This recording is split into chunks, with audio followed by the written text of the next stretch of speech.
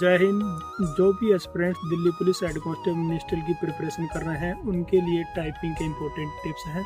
इसमें जब भी आप टाइपिंग टेस्ट देते हैं तो इसमें आपके टाइपिंग के नंबर ऐड किए जाते हैं। बाकी किसी भी एग्ज़ाम में आप टाइपिंग देते हैं तो उसमें केवल टाइपिंग आपकी क्वालिफाई आती है। इसलिए दिल्ली पुलिस हेड कांस्टेबल में टाइपिंग इंपॉर्टेंट रोल निभाती है। इसके बदौलत आप अपना फाइनल इसमें सिलेक्शन आसानी से ले सकते हैं। सबसे पहले अक्सर एस्पिरेंट्स गलती ये करते हैं कि स्पीड बढ़ाने के चक्कर में एक्यूरेसी उनकी काफ़ी डाउन आ जाती है।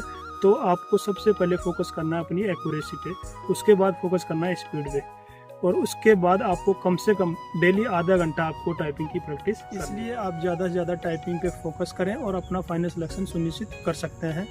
जय।